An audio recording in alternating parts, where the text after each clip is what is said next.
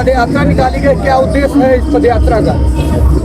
देश के यशस्वी प्रधानमंत्री जी के 12 वर्ष सफल कार्यक्रम, सफल सेवा और सुरक्षित देश के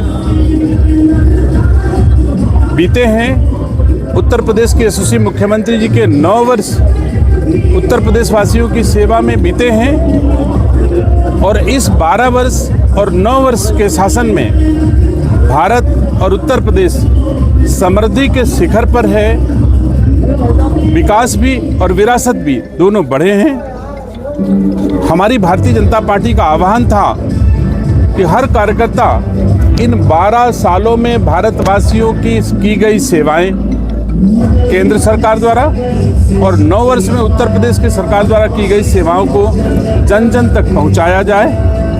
इसी क्रम में आज सताओं माता गौरा पार्वती का आशीर्वाद लेकर के हम अपने भारतीय जनता पार्टी के जिलाध्यक्ष आदरणीय सुरेंद्र दाढ़ी भैया सब लोगों को साथ लेकर वरिष्ठ सभी महामंत्री उपाध्यक्ष सब भारतीय जनता पार्टी के हरचंदपुर विधानसभा में पदयात्रा कर रहे हैं। सताओं, मलिक मऊ, कोरिहर और अब हाजीपुर में हम लोगों का रात्रि विश्राम होगा।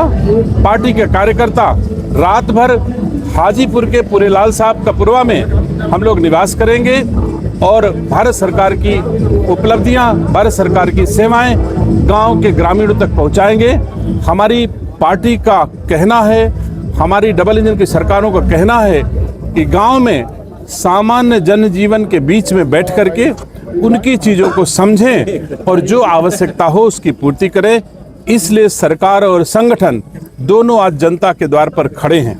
मंत्री, सभी सरकारों की अपेक्षा में भाजपा की सरकार में महिलाएं किस प्रकार मजबूत हो रही हैं? भारत के यशस्वी प्रधानमंत्री जी ऐसे प्रधानमंत्री हैं जिन्होंने महिला सशक्तिकरण में भारत के सर्वोच्च संवैधानिक पद पर एक जंगल में जीने वाली आदिवासी परिवार की बेटी को भारत के महामहिम राष्ट्रपति पद पर बैठा करके ये तय कर दिया कि मेरी प्राथमिकता मातृशक्ति है।